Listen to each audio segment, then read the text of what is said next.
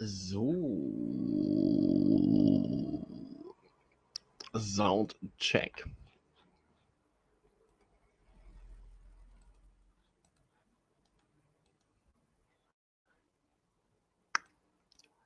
Bild check. So.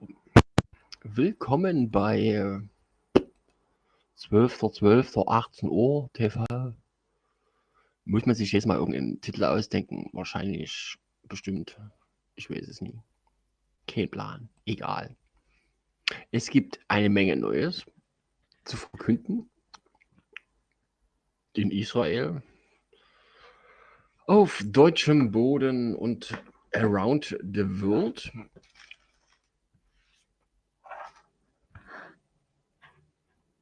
Da kommen wir vielleicht später nochmal dazu. Vorerst werden wir uns mit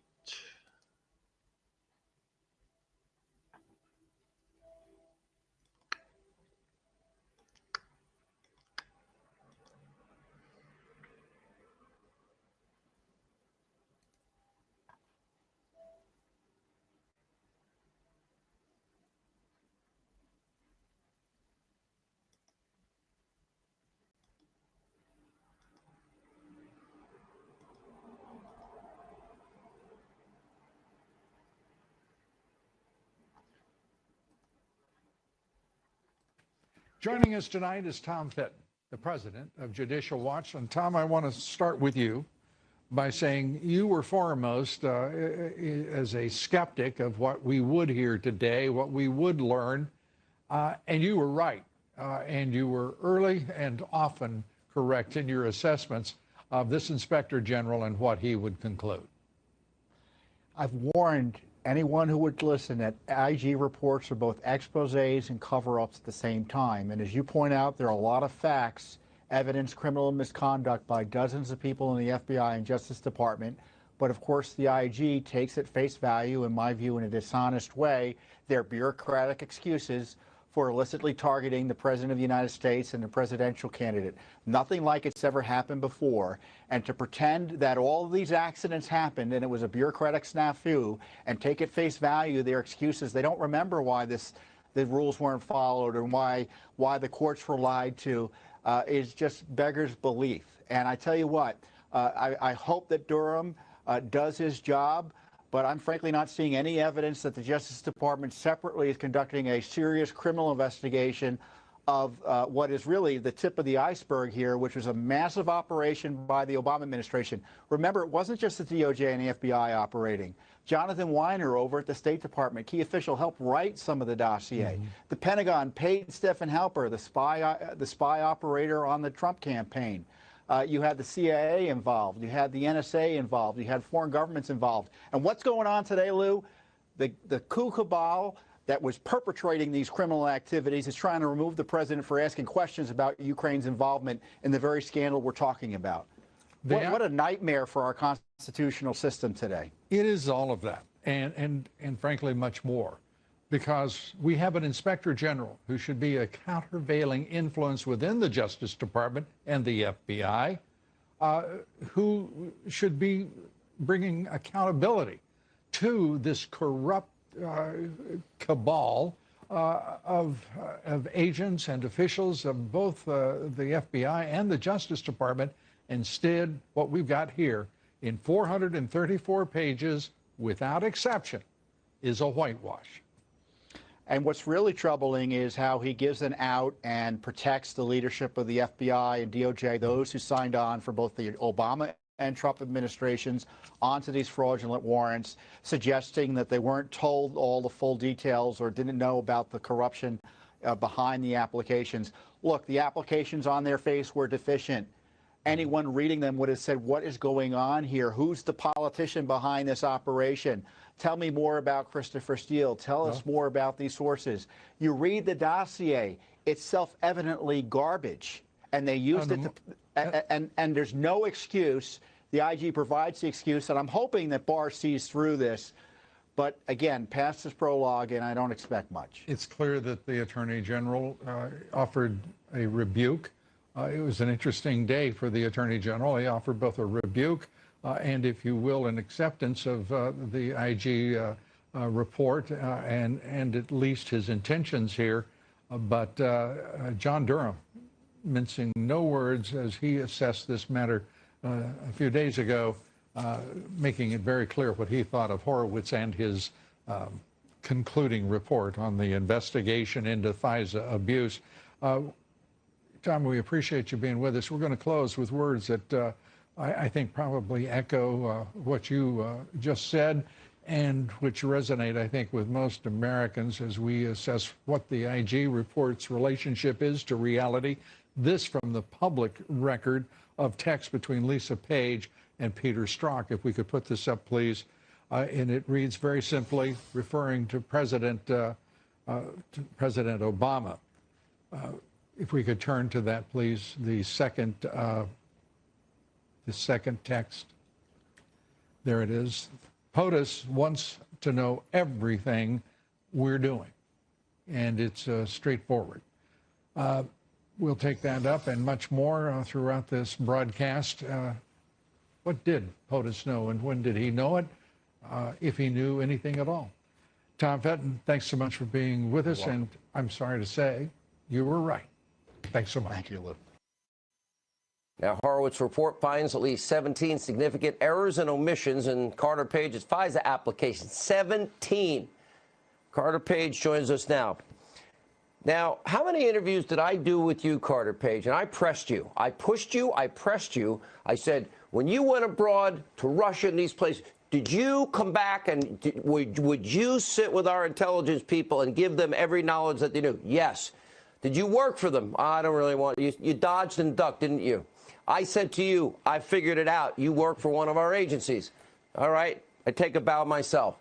But then I find out that it was even more important than that. Then they totally, they took a piece of information about you, altered it to say the opposite. Basically that you're betraying your country when you helped your country. Absolutely, Sean. And there's, you know, I think you Senator never lied Cruz, to me, and I pushed you hard. Definitely. And you were so far ahead of the story with Chairman Graham, Congressman Nunes, Congressman Jordan, the team. They really uncovered so much of this, and you told the American people the truth while the American people were being told lie after lie, as was very deeply documented throughout this report today. So it's extremely troubling. This is nowhere. Exculpatory information about you was not given to the court. If you don't have a massive lawsuit that will pay you hundreds of millions of dollars. Exculpatory, oder wie das heißt, müsste eigentlich entlastendes Beweismaterial heißen. Entlastendes Beweismaterial wurde absichtlich zurückgehalten. Absichtlich hat man nur eine Quelle, die nicht nachprüfbar war, die einen schlechten Ruf hatte. Ohne dieses Stildossier keine Russian Collusion, kein Haftbefehl und somit keine Überwachung, keine 3 Jahre Witchhunt. Comey wusste, dass das Stildossier von der Clinton bezahlt wird. Hätte Comey das dem Richter gesagt, wäre die Sache sofort erledigt. Aber Comey hat das absichtlich. Man hat den kleinstmöglichsten Verdachtfall genommen, um eine Untersuchung zu starten. Mit der vollen Power und der gesamten Macht der US-Streitkräfte, die eigentlich sonst gegen Terror, China, Russland oder sonst wem gerichtet waren, diesmal halt gegen Donald J. Trump und seine Familie und sein Team. Mit der Begründung, wir haben da jemanden, der hat gesorgt, der Trump und der Russe. Und das kann es ja nicht sein. I don't know who would. Do you plan on going after all of these people that did this to you? Absolutely, Sean. There is a team of, I was always working on this on my own for the last few years, and I kept having DOJ run rings around me. And right now, as we speak, we have a team of attorneys going through that document in great detail, and look forward to sharing that with initial thoughts with Chairman Graham and the Senate Judiciary Committee with our initial thoughts in preparation for their Wednesday hearing. So you worked for the CIA, Carter, didn't you? You did work for our CIA. You put your life at risk in foreign countries, and you obtained information that you shared with your government because you love this country. Is that true? Yes, and I typically don't like to talk about it, but clearly, again, it's all. I pushed you 400 times, and you wouldn't answer me. Well, it's. But let me ask, do you feel vindicated tonight? Do you feel vindicated? Partially. I mean, again, I think the words that Senator Cruz says, the first step, this is just the very beginning. There is so much more. I mean, every page, there's tons of additional information which we can then provide. And I think the coming lawsuit will definitely help get to the bottom of all this. So you were an asset for a three-letter agency that put his life at risk, that cooperated with our intelligence agencies, and they purposely took that out and changed it to screw you, spy on you, and take your civil liberties away. Sad day. Yeah. Well, again, I mean, Director Race finished his letter with saying, protect the American people against threats and uphold the Constitution. Unfortunately, it was the absolute opposite. And, I had tons of death threats related to these false media reports, which were also misleading the court. I know. Yeah. Carter Page, I'm glad you're in the process now of getting your good name back. But you lost a year of your life. Your civil liberties were denied you. Thank you for being with us. Busy, busy day. Joining me now with some of the final thoughts on the evening, Geraldo Rivera, Fox News correspondent at large. Great to see you. Hi, Martha. Great to be here. Thank you. What's your big, what do you think about what we learned today? Well, I think that James Comey's bravado is going to be very short-lived. I think that when you read this report, even the summary with the 17 inaccuracies and omissions, etc., he's going to be in for a very rocky road when it comes to John Durham's investigation, the Connecticut special prosecutor up there. Attorney General Barr has already hinted that he is extremely dissatisfied with the conclusion. There's so many things in this, Martha, that bother me so much. For instance, Paul Manafort was under investigation by the FBI in January 2016. He was appointed the campaign manager in Trump in the summer of 2016. Why didn't someone tell candidate Trump that the campaign manager he was selecting was under investigation? Why didn't they tell candidate Trump that there was a counterintelligence probe of his campaign? Why didn't they tell? Because they were setting a perjury trap. Why didn't they tell the FISA judge that the Steele dossier was not vetted, that it was paid for by Democrats? There were so many things that happened. Yeah, it says in this report that the FBI was not aware of the source that was the patron, is the way they put it, of the dossier. And I remember Jim Comey being asked that by Bret Baier when he did his interview on Special Report. And, it was like a jaw dropper. Like Jim Comey said, well, we didn't know. We didn't know that they were paying for it. Why would you not want to know that? Because they thought they had the President of the United States by the short hairs. They thought they had him in a counterintelligence probe. They thought that the President of the United States was a spy, was a traitor, was more subservient to Vladimir Putin than he was to the American people. And they kept trying, and they tried, and they tried, and they kept falling short. For example, they wanted the notion planted in the FISA judge's head that the GOP platform was made more sympathetic to the Russians as a result of Carter Page's intervention. That the GOP changed its platform vis-a-vis Russia because of Carter Page and the other Russian operatives within the Trump campaign. He was going to get like a 50% stake in Rosneft. And it was totally the energy company. False. It was totally false. I mean, it really is so pathetic when you see it. I don't know what James Comey is looking at. Maybe he's just putting on this false face. But my goodness, when you see all the FBI did, I have them in the highest regard, the Federal Bureau of Investigation. A fabled, a legendary law enforcement group. But there's no doubt in this case they were gutter politicians. And they did everything they could to try to make a case. They fell short. And everybody was, and they 500 witnesses, the Mueller probe, 25 U.S. attorneys working on it. They kept trying. They kept taking the shot at Donald Trump. They kept failing. They tried, and then they tried to spin it once the investigation was over. It really was pathetic, and it really should give people real pause for concern. If they could do this to a presidential candidate, then a president-elect, and then indeed the 45th president of the United States, what else are they capable? Well, I encourage everybody to read as much as they can of this report, read the highlights, see what you read the think. summary. For all the readers that, quote, the FBI would corroborate information in the dossier on its own before using such intel to justify the FISA warrant. In other words, you can believe your government, ladies and gentlemen, and anyone who doubts that is a bad person. Ugh. Of course, that was a lie, too. It didn't happen. In fact, just the opposite happened. We now know, thanks to the IG report, that the FBI hid information showing the dossier was false. They didn't confirm the information. They pretended it was real when they knew it wasn't. And they continued to use it to re-up the FISA warrant. Totally dishonest behavior. Sciutto was wrong at best. Did he issue a correction? Of course he didn't. He was too busy tweeting a Nancy Pelosi quote about how solemn impeachment was. What a shill. But it does seem a little unfair to focus on Jim Sciutto, buffoonish as he is. He was merely following the lead of almost everybody else at CNN, all of whom are frantically trying to convince you that the dossier was totally irrelevant to the FISA warrant. Right. You know, a lot of people will focus on the dossier. A lot of people will focus on a FISA of Carter Page, and they'll say they were spying on a campaign. But at the beginning, this is all about what Russia was doing. Now, Republicans were trying to claim that the dossier was key to getting the FISA, this surveillance warrant for Carter Page, but the Democrats' memo clearly shows that it wasn't a key, that there was more to the information that they have. Even the earlier version of the redacted FISA authorization, to me, had enough information in it to indicate that the dossier was certainly not used as the primary source. Das Stildossier wurde nicht als primäre Quelle genutzt. Nö, es wurde als einzige Quelle genutzt.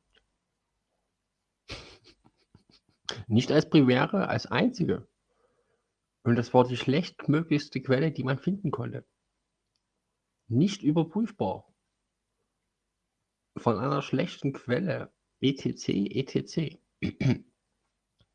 Der geringstmögliche Verdacht hat gereicht, um einen Richter zu bereden. Und mit ein bisschen Geld alles in die Wege zu leiten, um einen Präsidenten einfach mal zu stürzen. 3 Jahre am Stück. Für die, die enttäuscht waren, dass bei Pfizer, erst gab es die 302s. Dann kam der Comey Report mit 25 Verbrechen von Comey, die einfach fallen gelassen wurden. Dann kam Pfizer. Das Wort James Comey steht insgesamt 0-mal im Report. Das Wort C-O-R-N-E-Y, also nicht C-O-M-E-Y, sondern C-O-R-N-E-Y, sieht fast genauso aus, ist aber nicht dasselbe, kommt insgesamt 240 Mal. Der Name Clinton und Biden ist spontan auch falsch geschrieben. Worum, wieso, weshalb? Keine Ahnung. Wenn man nach Biden oder nach Comey oder nach Clinton sucht, wird man nicht viel finden im Report. Wenn man natürlich nach Corny und das Korn ist bereit für die Ernte, dann ist natürlich der Corny Powerriegel 240 Mal drin enthalten. Aber nur, wenn man bereit ist, auf Ernte zu gehen. Das ist so ein Insiderwitz. Den müssen die meisten nie verstehen. Ouch. That hasn't weathered well, has it? Everything you just saw turned out to be false, if not outright lying. There's no Alles, was ihr gesehen habt, war falsch. Und was ihr gesehen habt, auch. Und alles, sowieso. Es war alles falsch, weil 6 große Konzerne alles beherrschen. Somit war alles gelogen. Fast alles. no debate about it. We know now it was wrong. Has CNN retracted it or apologized? Sorry, that's a rhetorical question. Apologies require introspection and decency, integrity even. At CNN, they are, by contrast, doubling down. Watch Don Lemon explain that, by definition, everything CNN reported was true. So how is the White House and the Republican Party dealing with the articles of impeachment and an Inspector General report that debunks their conspiracy theories? Gaslighting. By the way, there was no spying, of course. The FBI obtained proper warrants. You should read the report. Facts first, none of that is true. The report found that the launch of the Russia investigation was legally sound, unbiased, and that no spying occurred. That is the God's honest truth. Read the report if you don't believe me.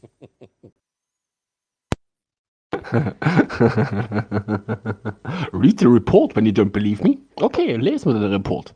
Wir glauben dir nämlich nicht. Das musst du erstmal hinkriegen. Read the report when you don't believe me. Ich empfehle euch, den Report zu lesen. Weil das, was der nette, halbschwarze Rocketman hier labert, ist genauso gestunken wie gelogen wie das Spiel. Besser als die ARD. Weil statt Lüge oder Wahrheit brachte die ARD ja gar nichts aus. Das ist ja natürlich auch, dafür zahlt man gerne. Ja, also ich meine, Schauprozesse in Amerika, das Urteil fällt, aber ARD berichtet nie. Passiert. Kann passieren. Ich meine, da war bestimmt irgendwas wichtiger als Militärtribunale mit einem Präsidenten, den man gestürzt hat. Ach stimmt, das Ergebnis war jetzt nicht so, wie man es, dann lohnt es sich ja nie zu übertragen. Hätte Trump natürlich, dann wäre natürlich, und dann wäre natürlich alles Sender drauf. Aber so war es natürlich nicht das, was sie wollten, und so ist natürlich auch ist natürlich kein Ereignis, ein Freispruch. Nur eine Hinrichtung, berichtet man. Ist ja logisch. Read the report, says Don Lemon wearily. Just read it. Just read it. Facts first, says Don Lemon. That's kind of Don Lemon's motto. Wizened old newsman that he is. Facts, facts, and still more facts. Don Lemon can't get enough facts. In fact, when it comes to facts, Don Lemon's like a fat kid at the concession stand. He wants the biggest helping of facts he can get. He just gobbles them on down. In Don Lemon's world, facts are delicious. Mere opinion has no place. Governor Cuomo's brother agrees with that. Unlike you, he went to Yale University in New Haven, Connecticut, admitted purely by pluck and cleverness and hard work. So he's smart enough to know lying when he sees it and nonpartisan enough to report it without fear or favor. Watch. Trump is the victim. All right. Die sind so geil. Facts first. Also wenn du deinen Report so anfängst mit Fakten zuerst. Die sind so geil. Das musst du erstmal bringen. Facts first. Believe me. Ne? Believe me. Believe me. Facts first. Das ist so geil. Wir hören mal weiter zu. That was what was promised from this IG's report. 476. Wow, so viel. Mensch, du. Und wetten, der hat es nie gelesen? Oder hat er sich die Teile, die wichtig sind, rausgestrichen? 6 pages. No Trump as victim. Trump even says that that's what this says. It doesn't. He's lying to you about the report. Please do yourself the favor, do the homework. He's lying to you. Yeah. Do Das spekuliert wirklich darauf, dass die Amerikaner so faul sind und das nie lesen. Ne? Weil 475 Seiten, ja, kleine Schrift, 12er Größe, und die ganzen Fußnoten, spätestens nach Zeile 3, 4 oder 5 blättern sie um zum Endergebnis und dann hat sich das mit Lesen. Die wissen, dass das amerikanische Volk das nie liest. Deswegen sagen sie ja, believe me or read it.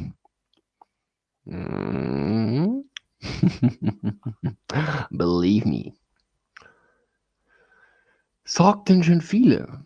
demands Chris Cuomo. Do the homework. Read the IG report. But you got to wonder, let's be honest here. Is Chris Cuomo really living up to his own standards? Has Chris Cuomo actually read the IG report? Come on now. Be honest. Or is it possible that Chris Cuomo's assistant promised to read the IG report, give him a summary, but then got stuck in a super long holiday season line at Starbucks and forgot to do it. And then maybe in a last-minute panic, which is understandable, we're not judging here, but, you know, under the circumstances, maybe told a few white lies to Chris Cuomo about what the report actually said. Maybe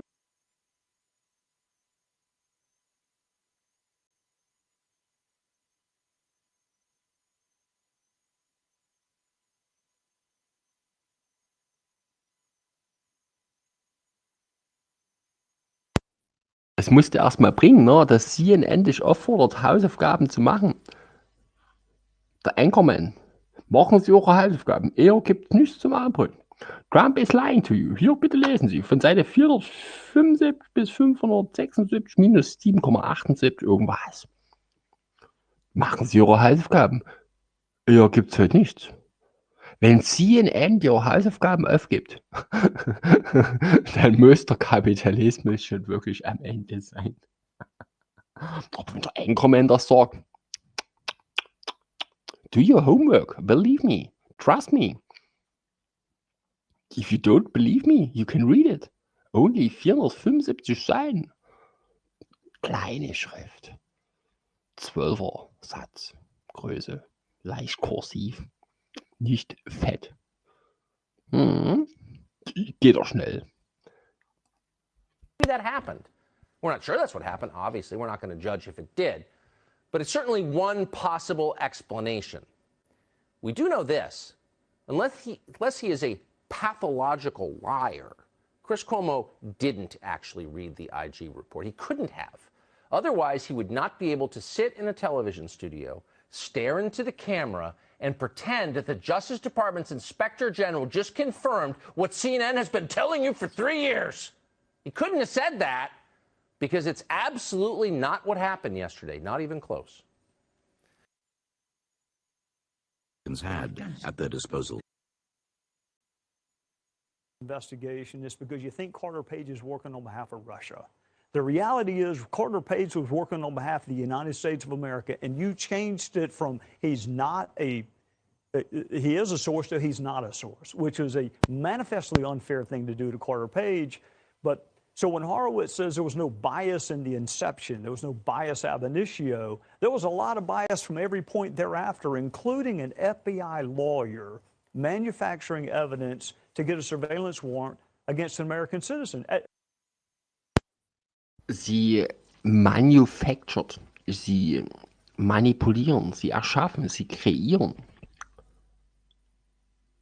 Sie legen den Beweis unter sein Kopfkissen, damit, wenn 5 Minuten später Comey mit dem FBI kommt, ganz klar ist, dass er der russische Hacker ist, der von seinem Kopfkissen aus über den Surfer in Moskau auf den Dienst zieht. Das ist logisch.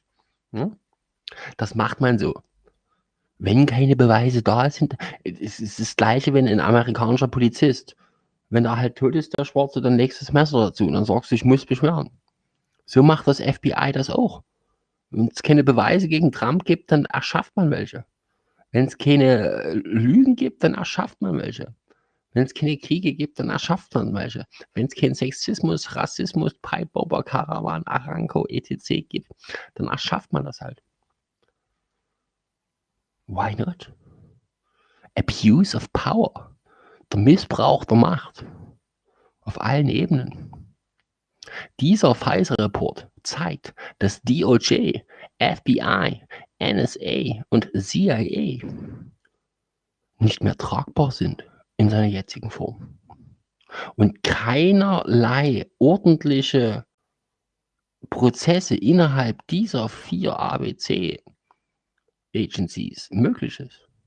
Was ja im Umkehrschluss nichts anderes bedeutet als militärische Tribunale und nicht Supreme Court Judges Tribunale. Nee, das sind dann schon militärisch, weil die Legislative, Exekutive, Judikative, bla bla bla, ist ja alles korruptiert. Es ist jetzt mit Pfizer bewiesen, dass nur ein reinigendes Militärtribunal, da ja alles andere befleckt ist. Und ganz Amerika weiß jetzt, okay, nach dem Comey-Report, nach Pfizer, jetzt kommt nur noch Herr Durham. Herr Durham macht keine Fehlverhaltenuntersuchung. Herr Durham macht eine kriminelle Untersuchung. ab wann die Russian Collusion und Spygate zu einer kriminellen wurde, ist jedem ja klar.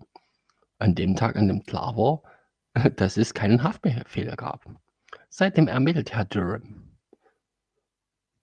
Er hat vorher auch schon ermittelt. Aber da hatte er noch keinen Haftbefehl. Herr Durham wird den Pfizer-Bericht nochmal neu revidieren und sagen, das und das und das stimmt nicht. Ich habe die Quellen geprüft, das ist noch ganz anders. Weil Pfizer hat ja nur ein bestimmtes Fenster, in dem sie agieren können. Durham hingegen hat volles Spektrum und kann in alle Richtungen agieren. Er kann alles machen. Durham weiß, was Horowitz, etc. machten, aber Horowitz weiß nicht, was Durham macht. Durham und Bill Barr bereiten die letzten Booms vor. Durhams Untersuchung in die kriminelle Spygate-Affäre und Bill Barrs Untersuchung am Ende werden so einiges zutage fördern. Genauso wie Herrn Huber seine Ermittlung gegen die Clinton Foundation. Es läuft alles zeitgleich. Und wie bei Rocky, als Rocky gegen, wie hieß er, Gerkel, diesen Russen halt kämpfte. Diesen riesengroßen, unbesiegbaren Russen. Und Rocky in jeder Runde einen Schlag nach dem anderen einschätzte. Aber mit jeder Sekunde wurde der Gegner müder. Und mit jedem Schlag wurde er schwächer und schwächer. Und dann in Runde 15 holte er aus für den Final Cut. Ja? Round 15 und BAM! Lass den Gegner da so lange boxen, bis er müde ist und die Arme kaum noch hochkriegt. Und dann machst du einen richtigen Kick und legst ihn auf den Boden. So wird's gemacht und nie anders. Martha, that is not the FBI. I want your viewers to understand that is not the FBI that I worked with. It is not representative of 99.9% of the Bureau agents that I know, but they've got a problem.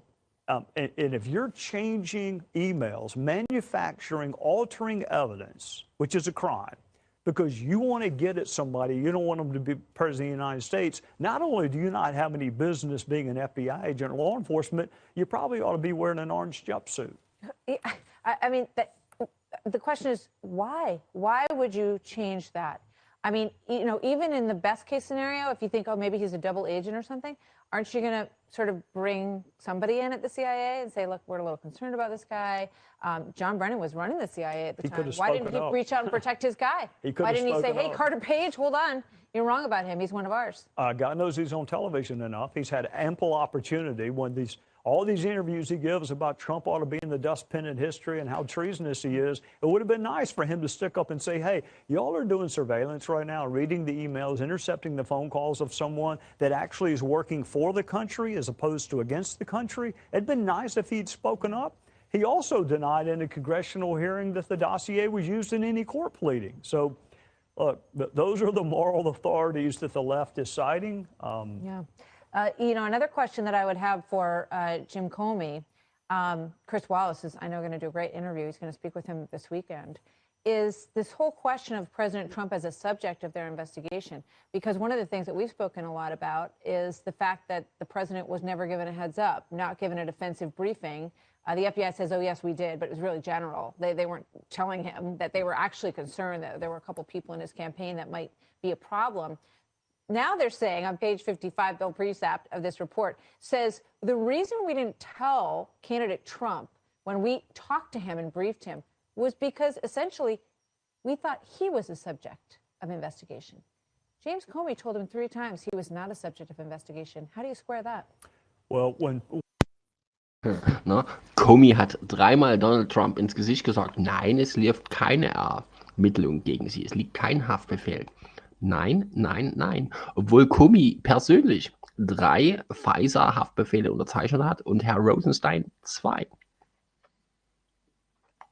When Devin and Paula and I went to the DOJ and we asked them that very question, did you give a defensive briefing to candidate Clinton? Did you give a defensive briefing to candidate Trump? The FBI's explanation was, yes, we gave one to candidate Trump, but because a target of our investigation, in this case, Michael Flynn was sitting right beside him, we couldn't give him the full, exhaustive briefing we wanted to. So, of course, the follow-up question is, all right, well, the next day when you called him and said, we want to meet with you alone, or better yet, your former United States Attorney Chris Christie, who's on your campaign, we'd like to talk to him.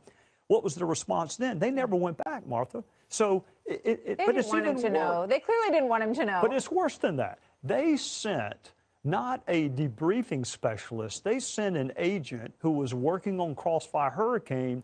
They viewed it as the interrogation of a subject, not the defensive briefing of a candidate.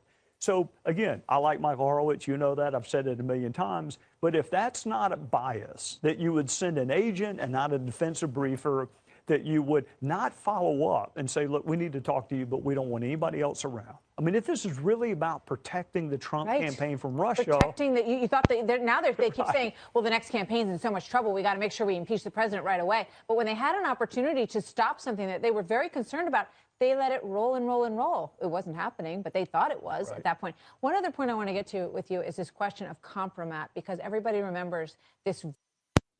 Das ist ja der nächste entscheidende Punkt. Sie hatten eine Quelle. Sie war nicht vertrauenswürdig, sie war nicht glaubwürdig und sie war vor allem nicht nachprüfbar.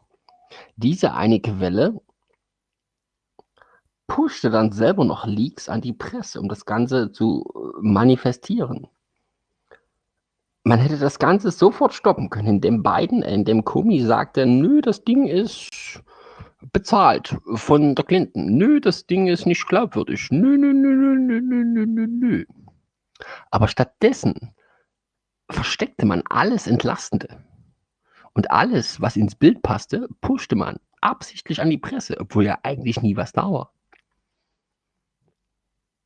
Man hat Memos nachträglich vom Datum her geändert, umgeschrieben. Man hat E-Mails gelöscht. Man hat Memos zurückgehalten und verschwinden lassen. Man hat alles möglich getan. Man hat Gesetze erschaffen und danach wieder gebrochen. Nur um Trump zu stürzen. Mit allen möglichen Mitteln. Es ist die erste. Und das sorgen wir halt mal wieder hier mit Zeitstempel, Veikko. 18:37 Uhr am 12.12. Das ist das erste Impeachment without a crime. Der erste Gerichtsprozess ohne Verbrechen. Stellt euch mal vor, es gibt einen Mord. Und der Mörder namens Trump steht vor Gericht. Das Opfer statt Leiche sitzt halt da. Wie kann man jetzt jemanden wegen Mord verurteilen, obwohl die Leiche noch lebt? Da fehlt doch irgendwas. Genauso läuft es jetzt auch hier. Es gab Spygate, dann gab es die Russian Collusion, den Mueller Report mit dem Steele-Dossier. Danach sollte er eigentlich weg sein. Dann gab es einen Whistleblower. 1 und 2. Danach sollte er eigentlich weg sein. Danach ist nichts mehr geplant. Auf Seiten des Deep States. Deswegen kamen doch jetzt die letzten 6 Tage 6 Terroranschläge. Spontan. Aber auch das nützt nichts. Für die, die vielleicht nicht so auf dem Laufenden sind wie ich, für die habe ich hier ein kleines Schmankerl. Unter dem Codenamen, wo habe ich es gespeichert? Xmas Shutdown mit McDonald's. Was glaubt ihr, was am 25.12. vor einem Jahr war? Es war Pizza und McDonald's, Hotdog, Hamburger, die ganze PDF-Liste durchweg zum Knabbern. Getarnt als Shutdown. Xmas Shutdown. Trump mampft PDF-Code essen, während er in seinem Bunker an Weihnachten sitzt. Exakt ein Jahr ago. Am 9. Dezember 2017 postete Q Justice zu einer bestimmten Uhrzeit. 1 Minute später, im Jahre 2019, am 9.12., kam der Pfizer-Report raus. 2 Jahre plus 1 Minute. Wie hoch ist jetzt die Wahrscheinlichkeit, dass nach dem Shutdown am 25.12.2018 der Shutdown 2019 wegen PDFs hieß? Rein spekulativ natürlich. Aus 1001 Nacht mit genügend Pommes habe ich mir diesen Gedankengang durchdacht. Man macht keinen Zugriff während der Schule, Kollateralschaden. Man macht keinen Zugriff, während die Leute arbeiten, Kollateralschaden. Man versucht minimalst und somit wäre Weihnachten, alle sind zu Hause, niemand wird kollateral, selbst die Gangster treffen sich als Familie. Viel einfacher als Zugriff. Und kein Kollateral. Also ich würde es an Weihnachten machen. Und da Trump exakt vor einem Jahr an Weihnachten schon mal Shutdown machte und McDonald's, Pommes, Pizza etc. mampfte, könnte man klar denken, ein Jahr später könnte es wieder soweit sein. Eine Einladung an das Gewinnerteam der Football Championship ins Weiße Haus hat Tradition. Die Speisekarte für die Gäste in diesem Jahr sieht allerdings etwas anders aus.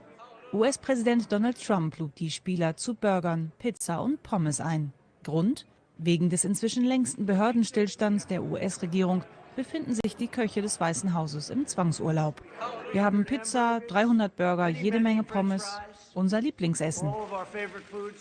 Das eingeladene Team, die Clemson Tigers, sind die Gewinner der US College Football Championship. Inzwischen dauert der partielle Behördenstillstand bereits über 20 Tage an. Auslöser ist der Streit um die Finanzierung einer Grenzmauer zu Mexiko.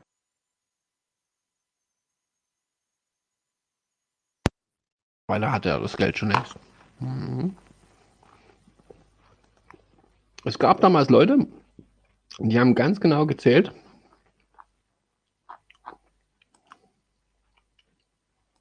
na, können wir jetzt hier nicht klicken.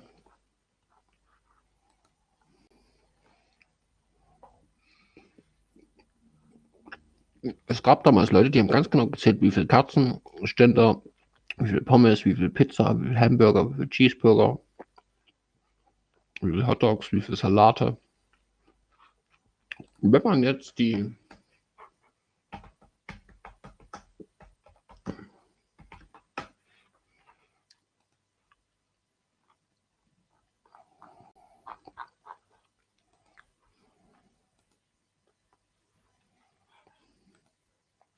jetzt Hotdog, Pizza, Pasta, Ice Cream, Walnut. Also ich könnte in die Richtung gehen. Bin mir nicht sicher, aber ich würde es an Weihnachten machen. Gut.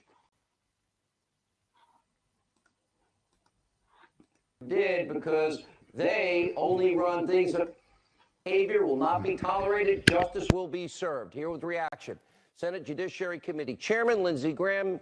Senator, first let me applaud you for a great job today.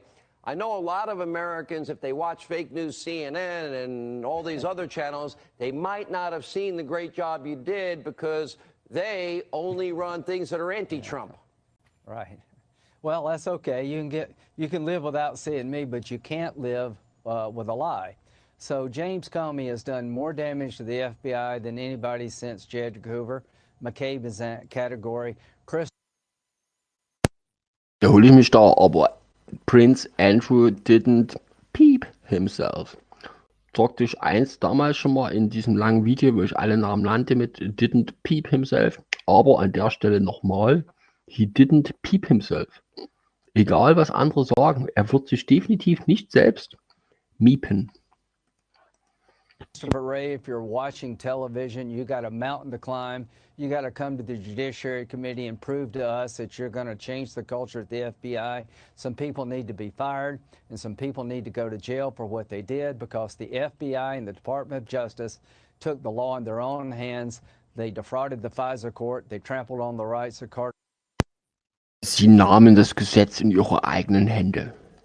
Wie formulierte ein gewisser Herr James Comey es einst?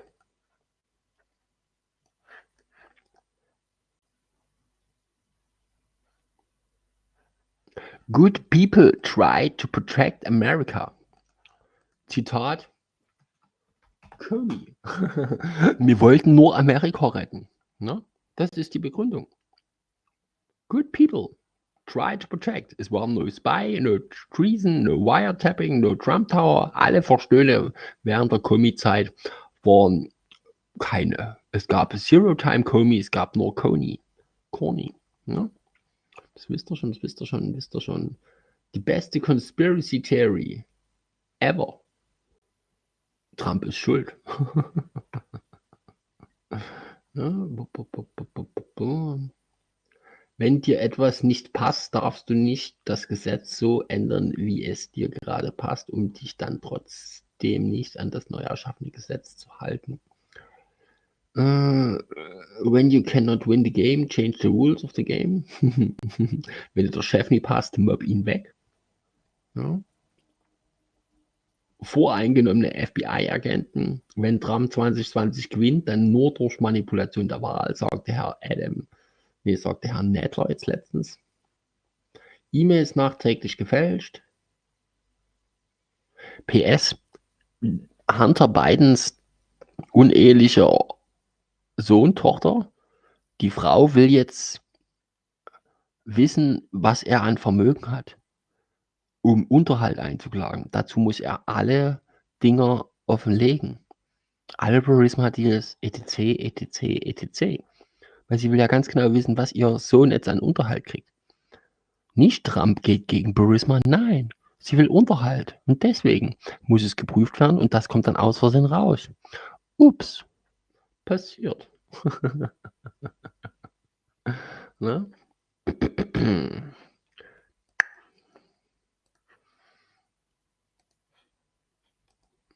Page, constitutional rights of American citizens, and they surveilled Donald Trump in his campaign, in my view, unlawfully for a very long period of time. The day of reckoning is coming. It's not here yet. And nobody associated with this was vindicated. Comey was doing a victory lap on Monday when it first came out. You know, by the way, let me stay on Christopher Wray a second. He has not shown any urgency. He has not shown the urgency that is needed to get to the bottom of this, resolve this, and make sure it never happens again. And I'll tell you why it's personal for me, Senator. My mother was a prison guard. She worked 16-hour shifts for years and years and years. My dad was a family court probation guy. He worked 2 jobs. Most of my extended family were NYPD cops. Little known fact about Sean Hannity, 19 or 20, I was appointed to the New York Police Department Academy. I have no idea why they even approved me. Two members of my family were deity. They were FBI guys. Für die, die es nicht wissen, am 16.02.2013 verwandelte sich die Central Intelligence Agency in die Cyber Intelligence Agency. Von der CIA zur CIA. 100 PCs später waren es keine Außendienstmitarbeiter mehr, sondern Innendienstmitarbeiter mit Außendienstviren. Oder glaubt ihr, dass der CIA-Mitarbeiter sich heutzutage noch bewegt? Ha, hört auf. Schmornski. Dafür gibt es Angriffsweppen. Die sogenannten WBA-Dokumente im Wikileaks mit einer gewissen Hammer-Software. Und. Die ja dann zu Spygate führten, die dann zu Russian Collusion führten. Es kommt bald. Lasst euch überraschen. One of them is still alive today, and he is more angry about this, but for all the hard work, risk he has taken for his country. And this is what I'm hearing from everybody in law enforcement. Well, so James Comey is one of the most arrogant, conceited people I've ever met in government. To suggest that this report vindicated him is just an affront to the report. To suggest that everything was done properly with the FISA warrant process regarding Carter Page insults our intelligence. And Mr. Horowitz did their country a great service. As to Director Wray, people ask me, do I have confidence in him? Yeah. But you got a really hard job, Director Wray. You got to come to the Judiciary Committee and convince Republicans and Democrats you're going to fix this crap. If not, he needs to get out of the way. That's my honest assessment here. Okay, you heard the comments of the Inspector General today. I thought they were powerful and they added clarity to his report. He also was working within a bubble. Both Prosecutor Durham and the Attorney General Barr, their comments, I do not believe, Senator, would be made but for knowledge that they have that we don't have, that this is far deeper and far worse than anybody knows, and it has taken them overseas to Italy, Great Britain, and other places. Where do you imagine this ends up? Because I can't see this ending up any other way but people being indicted and going to jail. Well, all I can tell you is that Durham is looking at whether or not there's criminality here. We know that Kleinsmith, the FBI lawyer in charge of the FISA process, altered an email from the CIA saying that basically Carter Page was a source. He altered the email to say he was not, and that was a very big deal. I don't know what Durham's going to eventually do, but based on his statement Monday, I would be worried if I were a lot of the people involved in Crossfire Hurricane. If you're involved in Crossfire Hurricane, your day of reckoning may be coming. I trust Durham. But as to Horowitz, what did we learn today? You can have a newspaper article, and that can be the basis to open up a counterintelligence investigation. The standard is incredibly low. But we also learned from Mr. Horowitz, once this investigation was opened, it became a criminal enterprise and conspiracy to defraud the FISA court, to trample on the rights of Carter Page, and to basically illegally surveil Donald Trump. The reason they never briefed President Trump defensively about the threats coming from Russia is they did not want to protect Trump. Man könnte ja als FBI, CIA und NSA zu Herrn Donald J. Trump hingehen und sagen, diese Person in deiner Kampagne ist ein russischer Agent, du solltest ihn rauswerfen. Falls Trump das ja nicht weiß. Dann wäre der russische Agent draußen.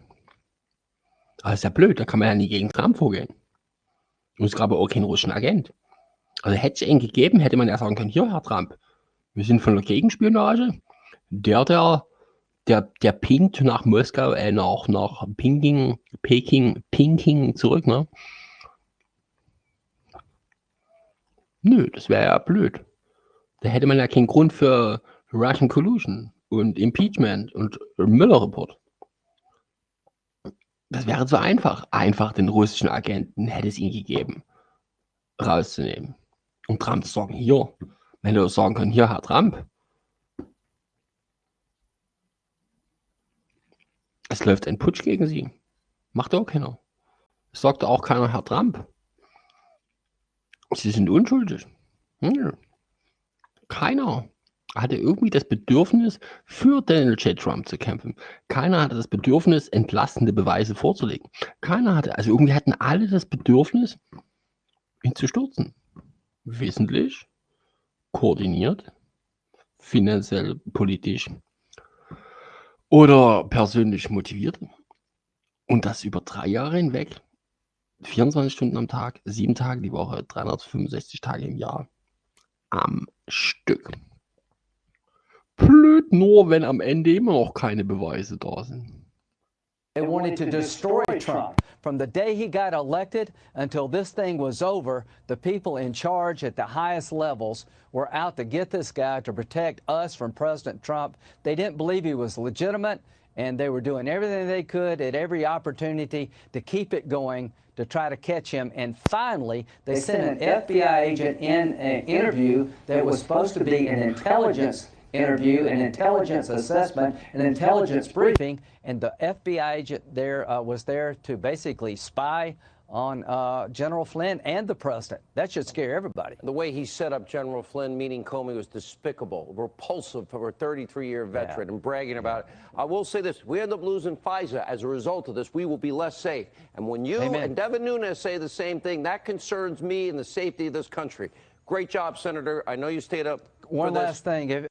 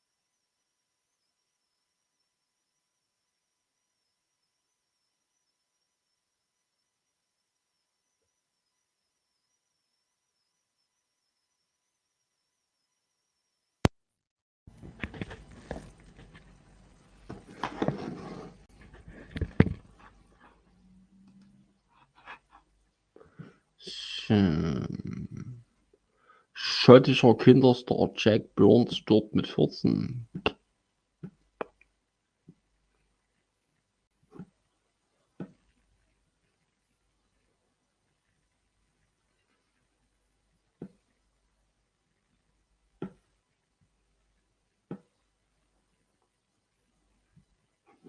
So.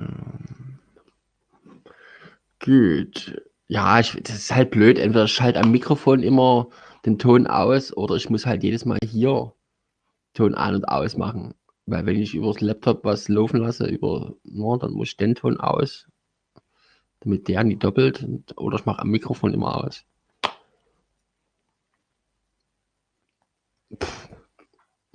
Ich stecke einfach dieses USB-Ding zum Drehen an, da drehe ich das Mikrofon immer leise. Das geht natürlich auch. Aber für die es nicht gehört haben, nicht halt, ja, das war einmal, ne? So. Was, ein Ex-Botschafter gesprüht von der Cobra? Ja, mal.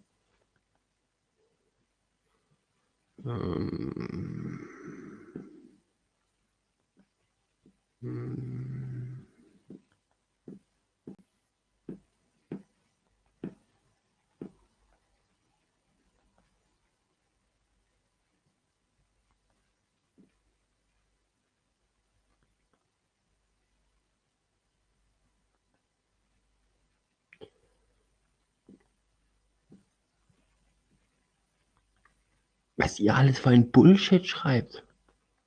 Ja, ich scroll jetzt schon seit einer halben Stunde nach oben und bisher kein einziges sinnvolles Wort.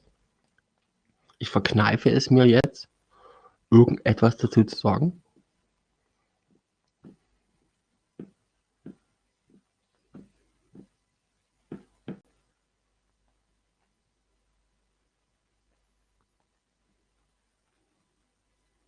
Trump zwecks Chanukka. Ich habe irgendeinen Artikel dazu gesehen, aber lassen doch feiern. Ja, also lassen doch feiern.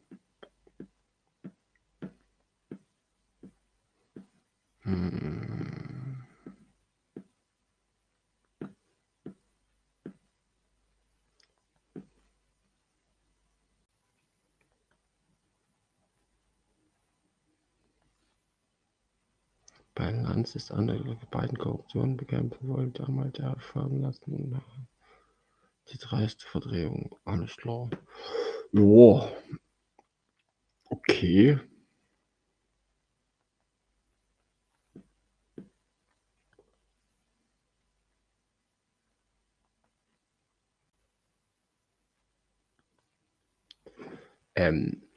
Wie meinst du das? Wann sind unsere Politiker dran?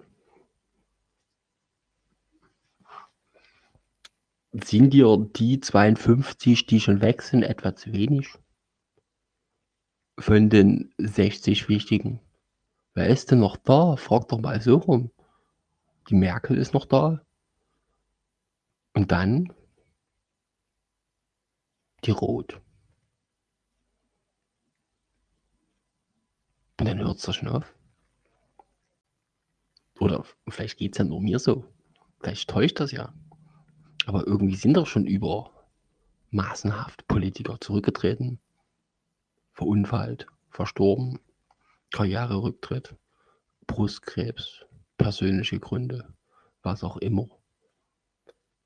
Deswegen kann ich die Frage nicht ganz verstehen. Hast du Gedanken zum eventuellen Kaiserreich gemacht? Nö. Sollte ich? Und vor allem zu welchem Kaiserreich? Sachsen? Was wollt ihr mit dem deutschen Kaiserreich ohne deutsches Volk? Dazu müsst ihr erstmal Kinder machen. Nur mal so als Tipp. Nee, aber über sowas mache ich mir keinen Kopf. Was will ich mit dem Kaiserreich? Königsreich? Es ist halt einfach nur spannend, in welche Richtung die Anspruchsdinger sind. Weil so gesehen als geborener Veikko von Löwenherz habe ich ja schon von Dresden aus über das sächsische Königshaus, das britische und direkt das britische Empire. Wenn ich mit meinem Penis noch eine Russin knalle, könnte ich somit das russische Empire noch kriegen. Und wenn die Kinder dann noch irgendwie in Indien und China, dann gehört mir die ganze Welt.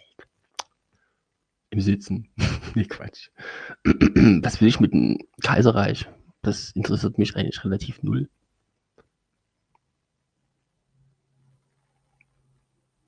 Weil das sind Dinge, die kann man in 5 Jahren mal machen. Das ist so, da ist immer noch Zeit dafür da.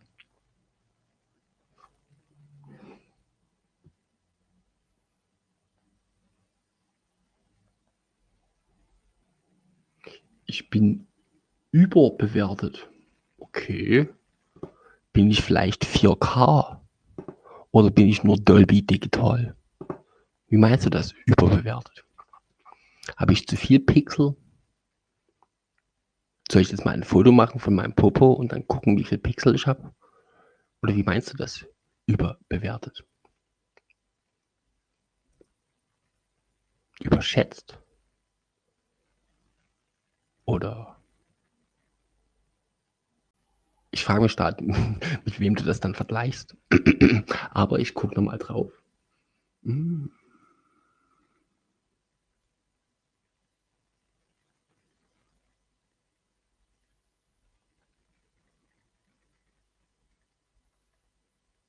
Nö, lass doch den Jens. Lass ihn doch einfach. Na? Jedes Dorf braucht einen Jens.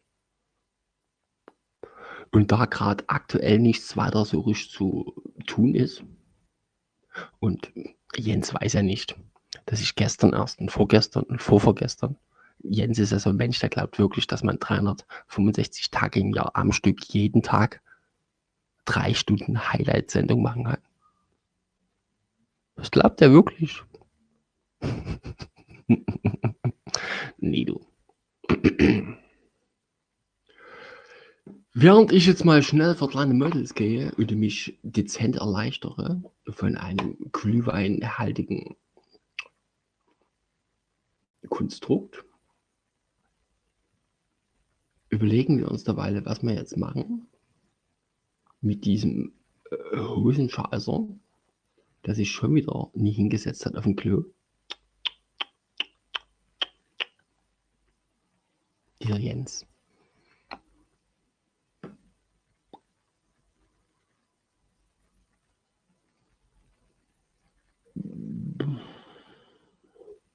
Was dieses Thema Deutschland, wie viele Politiker hier schon wechseln. Das ist doch schon unglaublich. Hast du nie meine Germany Next und keiner Checks Liste gesehen? Die ist schon so riesengroß. Ich meine, was willst du denn noch? Richter sind getauscht, Polizei ist getauscht, BAMF ist getauscht, Politik, alle Parteien wurde schön durchgemixt. Stadträte sind zurückgetreten. 198 verhaftete Pädophile, mehr kommen, viele Verstorbene. Jeden Tag sterben 3 Freimaurer. Reicht dir das nie? Jetzt mal ehrlich, reicht dir das nie? Jeden Tag 3 tote Freimaurer. Heute wäre es der Emmerich. Oder wie er hieß. Wir wetten, dass der alle Freimaurer war. Wenn selbst der Gerner von gute Zeiten, schlechte Zeiten ein Freimaurer ist, da ist auch der Emmerich auch ein Freimaurer. Und wenn ihr jeden Tag ein Freimaurer stirbt und das für dich kein Fortschritt ist, dann weiß ich es auch nicht. Weißt du so? Geduld ist eine Tugend. Entweder wir machen das jetzt schnell und fangen in 10 Jahren nochmal an, oder wir machen es richtig und gründlich und sorgen dafür, dass 7 Milliarden Menschen wach sind danach und dass es niemals wieder dazu kommt, wie es einst war. Ja? Entweder ordentlich oder schnell. Ja? Deswegen Geduld ist eine Tugend. Als nächstes kommt dann Durham, dann kommt noch das und dann kommt noch der WikiLeaks im Ende Januar. Das ist ja schon in 1,5 Monaten kommt Julian Assange in Amerika an und wird dann dort aussagen. Und ab Februar gibt es Moabs und. Es ist Enjoy the show. Werdet bloß nicht dummerweise nach Kollateralschaden. Also geht nicht spontan auf den Weihnachtsmarkt, allein, unbewaffnet, ohne Panzer, ohne Blackwater, ohne GSG 9 und KSK. Wie jetzt? Ist es verboten eigentlich mit 3 Panzern und KSK, GSG 9, etc. vor dem Weihnachtsmarkt aufzuschlagen und sagen, hier, Sicherheitsschutz. Benghazi ist gestern, Dresden ist heute. Schon morgen kann ich vor Schlachtfeld sein. Ich habe das GSG 9 heute schon mit dabei. Why not? Okay, wäre vielleicht ein bisschen übertrieben. Aber letztes Jahr habe ich meinen Glühwein vor 3 Bullen auf den Boden geklatscht, weil die mit einer halbautomatischen vor mir standen. Und ich so, ja, könnt ihr mal abhauen hier? Ich will in Weihnachtsstimmung kommen, wenn ich euch fratzen sehe. Ich so, nee, wir sind jetzt zur Sicherheit. Ich so, na, schere dich an die Grenze, dort kannst du Sicherheit machen, aber geh mir nicht auf den Sack, wenn ich Weihnachten feiere. Abgang. Sie können auch gehen, wenn sie nicht passt. Ich so, was? Und klatsch meinen Glühwein vor dem Öff. Ich so, Spaß, Alter. Was glaubt der nur, weil er Knarre hat? Traut er sich da eh nicht abzusingen. Ne? Aber ich komme echt nie in Weihnachtsstimmung, wenn dort 3 Bullen mit schweren Waffen hinter mir stehen. Ich mich rumdrehe. Was ist denn hier? Oh. Nee.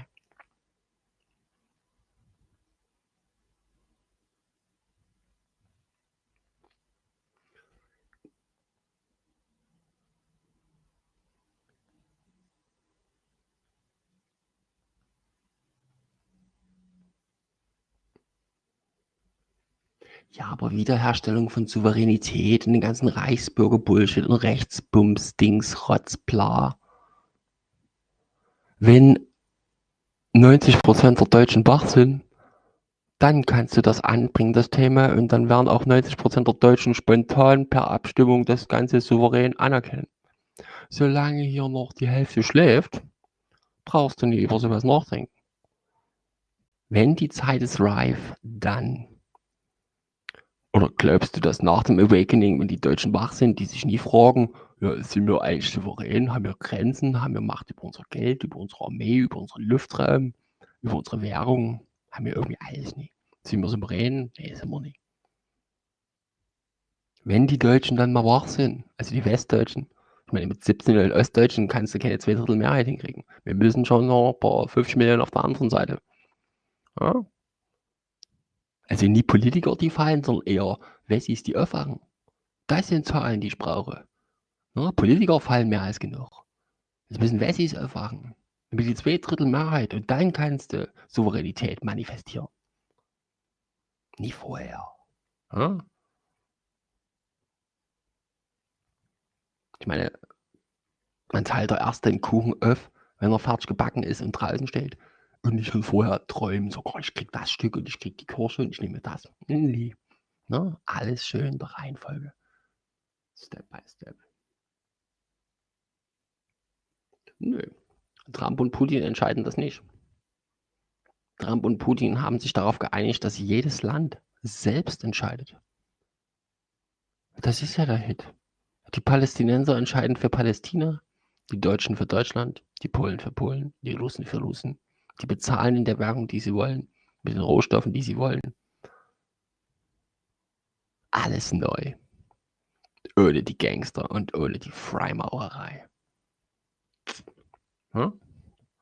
Im Endeffekt wird man in 100 Jahren sagen, die Freimaurerei hat Massenmorde und hat der Menschheit mindestens 300 Jahre geklaut.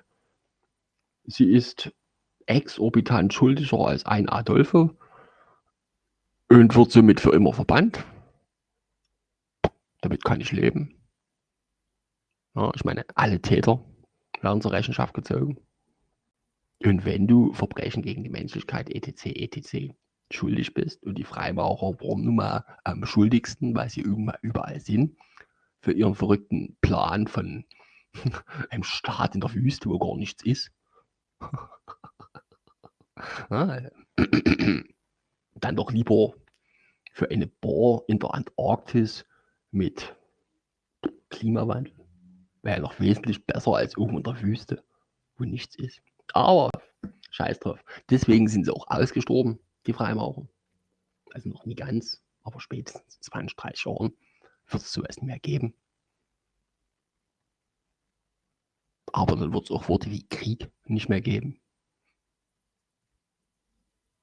Das geht mit Rothschild, mit dem Vatikan, mit Zion, mit der Freimaurerei, alles unter. Das sind alles Dinge der Vergangenheit, die eingemottet werden. Weggeschlossen. Überholt halt. Ne? Aus der Geschichte radiert.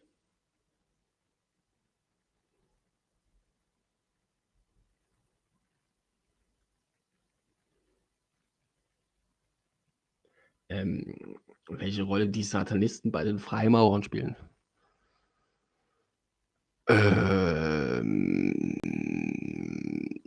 Sind die Oberen nicht alle ein bisschen Mischugge?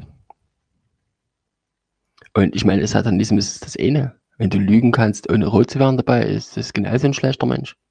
Ich meine, Babys fressen, okay, aber wenn du lügen kannst und lügen und lügen und lügen, also, wo ist da der Unterschied? Ja, also ein schlechter Mensch bleibt schlechter Mensch. Und es ist nachweislich, dass wenn man lügt, muss man mehr Energie verbrauchen und deswegen wird das Gesicht rot. Wer aber so trainiert ist beim Lügen, dass er nicht mehr rot wird oder mit der Wimper zuckt, der ist quasi schon ausgebildeter Fachmann. Aber ich komme vom Thema ab. Du gehst erst zum Weihnachtsmarkt, wenn die Dinger weg sind. Wieso machst du nicht deinen eigenen Weihnachtsmarkt? Nur mal so. Ja? Du musst nie warten, du kannst alles selbst machen. Es gibt niemanden, der dich daran hindert.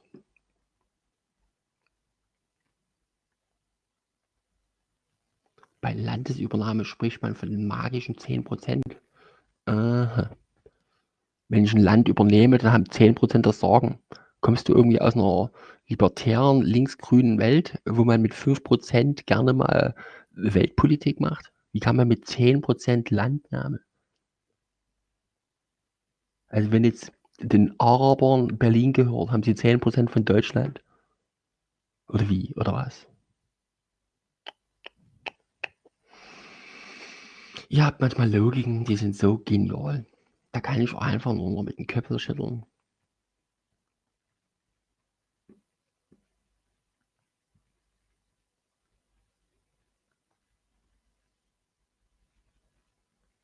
Es ändert sich nichts. Es ändert sich jeden Tag was.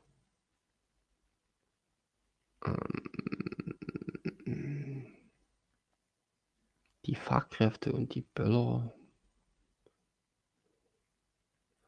Adrenochrom brauchen unsere Visionäre. Ich merke schon, so richtig geistig auf der Höhe kommt hier irgendwie nichts. Aber was soll's?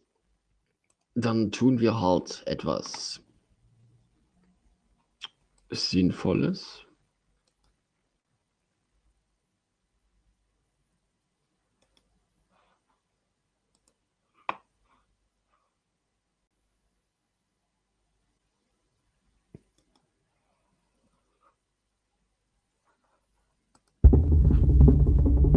What if this technology could allow you to see into the future or even revisit history? Today, we'll discuss a top secret project said to have come from reverse engineered ET technology. Its purpose? To enhance a person's mental and psychic abilities, allowing them to see into the future or even the past. But when and how and where did this technology come from? And if it is real, then who's been using it and for what purpose? Don't miss Project Looking Glass on edgeofwonder.tv today. Welcome to Edge of Wonder. We're your hosts. I'm Ben. And I'm Rob. So Ben, if you turn back time to see anything in history, where would you go? And if you say anything about Cher right now, I'm going to be very upset. Okay, this is my favorite topic of all time, time travel. This is so hard because, I mean, really, there's so many things I would like to see, like the birth and death of Jesus, meeting Plato, the 1561 UFO battle over Nuremberg. Amen to that. Yeah, Atlantis. I mean, there's so many things here. But I mean, Plato, I would go straight back to see Socrates, man. And next, I think I would go back to see how Colonel Sanders came up with his famous chicken recipe for KFC so I can make chicken every day. Or better yet, I try to trace back the mullet to its first haircut. Everyone thinks it was in the 80s, but I have a feeling the Spartans rocked those. Oh man, why does that not surprise me? That's something you would do. But hey, you know, if you did the KFC thing, you'd be like a gazillionaire. You mean if I had the recipe? Dude, fried chicken is my currency. I'm already rich. I don't need a recipe for that. All right, well, did you guys know that the very first episode Rob and I filmed together was time travel? Even though our first one, technically, that was published was the mermaid one. But which, by the way, was really disappointing. I'm still disappointed in that episode. Yeah, I mean, it was the first video that second video that we ever made together. But I think really we should just reshoot that time. Yeah, a little bit embarrassing at this point, aren't they? Seriously. Also, we need to update that Portals to Hell video, man. Like, the audio on that is just killer. Ugh, the content was so interesting, but that audio. Anyway, we do go into a lot of awesome stuff soon in the Old World Order series, so make sure you guys check that out on our edgeofwonder.tv platform. It is going to blow your minds. We have never made anything of this caliber before. Yeah, it has been a long process, but a good one. We couldn't be more proud of what our entire team accomplished. Almost like being the father of Baby Yoda. You know, it's like our Baby Yoda. You had to throw Baby Yoda in there, didn't you? But honestly, you guys, this is the best thing we've ever produced, and it's only going to get better. But let's get into what Project Looking Glass is and the purpose of it. Also, is it possible to know the future events before they happen? I mean, everybody's asking this, right? Yeah, or see past events as they happened. Well, according to certain intelligent drops by the number 17... I see what you did there. It is possible that the Alliance may be using it to spy on the evil Empire. Can you believe that? Okay, so what is Project Looking Glass? The first person who mentioned this secret project was Bob Lazar, who is claimed to have worked at the S-Force facility near Area 51. And this was reportedly where it was being used. So, what is Project Looking Glass? Well, before we answer this, we have to warn you that this gets crazy pretty quickly. But hey, we all know you guys like it when we get crazy, so here we go. Project Looking Glass was a top secret project from reversed engineered extraterrestrial technology used by the military-industrial complex, the U.S. Navy, government contract agencies, and various black projects through the 70s and 80s. And now you can basically shut this video off because we just told you everything. I'm just kidding. Well, not quite. But when using this technology, it would enhance a person's mental and psychic abilities, allowing them to peer into the future or even the past. Similar how Professor X from the X-Men uses Cerebro, which some say this is where the idea of it came from. I was just going to say that. It sounds like Professor X. I mean, many insiders say the secret military found this tech when they first began investigating the Roswell incident. They noticed that the craft didn't have any controls or ways to pilot or steer the UFO. Instead, what they found were only these special chairs. Soon they began to understand that whoever sat in these chairs would just need to meditate and focus on the point in time they would want to go to, either from the past or the future, or even a location. Then a portal would just open up and the craft would fly right through it and instantly be in that new time, space, or location. So when you would put someone who already has psychic abilities in the chair, it would enhance their abilities even more. Also, incredible things would happen, such as they were able to look at different time spaces through this tech. Our good friend Justin Deschamps has a great article on his Stillness in the Storm website where he really goes in depth with this technology, and he also happens to deserve a Beard of the Year award. I would definitely agree to that one too. What is known publicly is that the military experimented on children based on this tech that they retrieved from Roswell in the Montauk Project. They were also working with the Sirius star system and Orion, which plays a huge part in all of this. But we'll have to save that for a future episode. But getting back to this, in the 90s, President Bill Clinton even publicly apologized for the experiments they were doing on children in the 70s in Montauk, New York. Too bad you didn't apologize for all this satanic child. Ben, we aren't talking about time travel right now on this episode. Let's stay away from the censors. We can get crazy later on edgeofwonder.tv for that crap. Okay. Yeah, so the Montauk Project was the name of a project which was an offshoot of MK Ultra in the 70s. There's also the yellow cube, but we'll get more into that a bit later. But essentially, how everyone describes the device is a large bowl with concentric rings that spin around it using water as the conductor.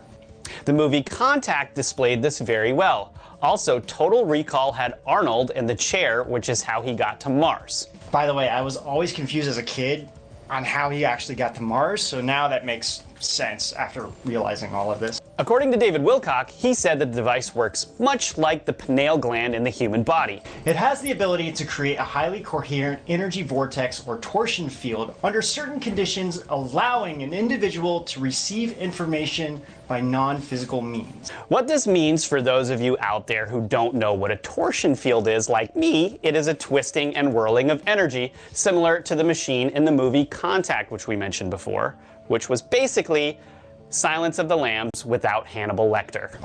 No, Rob, not really. It wasn't. But it should have been. It used to be one of my favorite movies back then. Ugh, no. Long time ago. Anyway, David is essentially describing the ability to remote view or precognition and retrocognition. This is where an individual can clearly see objects or locations in his mind very accurately and even see future events or past events. To really get into the nuts and bolts of this, we wanted to introduce Bill Wood, who was the Special SEAL Team Unit in Iraq. He was interviewed on the Project Camelot channel with Carrie Cassidy. What is interesting, during the first part of the interview, they actually wanted to be in a public space, but soon you can hear helicopters flying around outside, which never stops. So they then moved to a private setting. Now, the main purpose of this interview was to talk about who he called the Oath Keepers. These were people who focus on keeping what is in the best interests of the Constitution and the American people. Bill was really there to expose the National Defense Authorization Act, as he believed this was the end of our constitutional rights. He explained that this act considered America a war zone and American citizens are now subjected to arrest and detainment outside of the constitutional protections of trial by jury, the right to an attorney, and many other rights which are stripped away in this bill. That's crazy, man. Super, it really is. The media never informed the public about what it truly is, and the way it is written makes the language sound as if it's protecting American citizens. But through complex wording, pages that go on forever, it basically describes that every citizen is a potential threat. And they make it extremely long so no one will actually read it and come to that conclusion. Yeah. But get this, before his death, Senator John McCain was pushing an updated version of this bill to be passed in 2018. GHOST. Ich weiß nicht, ob es dir aufgefallen ist, aber es gab bei Google im Vorstand diverse Rücktritte und diverse Antitrust-Lawsuits in 48 von 51 Staaten, die Google bis aufs letzte Hand ausnehmen, wenn sie nur noch ein einziges Video löschen, blocken, etc. Shadowban gibt's schon lang nicht mehr. Deswegen hat es auch 6-7 Minuten gedauert, bis ich verstanden habe, was du von mir wolltest. Ich dachte, was will er denn? Was will er denn? Das Video war nicht mehr online. Ich glaube, du hast einfach nicht realisiert, dass Google nicht mehr Google ist von vor einem Jahr. Da sind ein paar Leute gestorben und ein paar Skandale und ein paar Anklagen und ein paar Rücktritte und. Habt ihr die letzten 3 Jahre während der Revolution nichts mitgekriegt? Die Presse ist abgehakt, Zion ist abgehakt, Vatikan ist abgehakt, das System ist abgehakt, die Gangster sind abgehakt. Es ist alles schon erledigt. Somit ist es logisch, dass es noch da ist, weil es ja schon erledigt ist, das Zensurfenster zu zerstören. Einmal mit Profis arbeiten. So Bill Wood was really there to expose this bill in which he was deeply worried about. But soon, the conversation takes a very interesting direction when he starts to talk about Area 51. Bill raises a very important question to confirm his credibility. He says, why do you think Area 51 is so secret? Here's what Bill says in his own words about Area 51. The U.S. has dozens, if not hundreds, of vehicles that are more than capable of space flight and make it so we would have a fleet of vehicles that would be seemingly extraterrestrial. And the reason that that has to be kept that way is because if you know that those vehicles exist, you start to question the technology that they're based on. And when you start to do that, then you start to question why we're still using petroleum products and solid rocket boosters and everything else, and things get quickly out of hand after that. So to keep those vehicles a secret is to keep everything else a secret, which is why you would need that level of security to prevent anybody from finding out about it. Aside from this, the YouTube channel Where We Go One, We Go All. Marianne S. Das hat nichts mit IQ zu tun. Guck mal, über den Satz drüber zum Beispiel. Wenn du echte UFOs sehen willst, schau meine an. Ich kann das angucken, weiß aber trotzdem nicht, ob es echt ist oder nie. Es gibt 2 verschiedene amerikanische, das alte deutsche, die russischen, die chinesischen, die israelischen, die möglichen einen Außerirdischen, die anderen Außerirdischen, die Vatikan-UFOs. Also welches von diesen 10 ist das UFO? Egal wer, ihr macht es immer falsch bei mir, weil ich punktgenau und gründlich die Aussagen brauche. Nicht bloß UFO, sondern es gibt 10 verschiedene. Bitte genauer werden. Deswegen, es ist nicht schwer, irgendwas falsch zu machen bei mir. Ja, das ist nicht schwer. Ich verkneife mir schon meistens dieses. Ich gebe auch keine Backpfeifen mehr oder Schläge auf den Hinterkopf als Denkhilfe. Geht ja online schwer. Aber ein bisschen Kopf anstrengen. Ein bisschen. Das hilft. Gelegentlich. Ich meine, es ist jetzt hier keine höhere Mathematik, was wir machen. Das ist simples, das Einfachste. Das ist ja das, wenn die einen denken, ja, ich bin im Shadowban, ich habe bloß noch 120 Klicks. Und die nächste Sendung haben sie 85.000 Klicks. Und die übernächste ist dann wieder 125 Klicks und das ist wieder im Shadowban.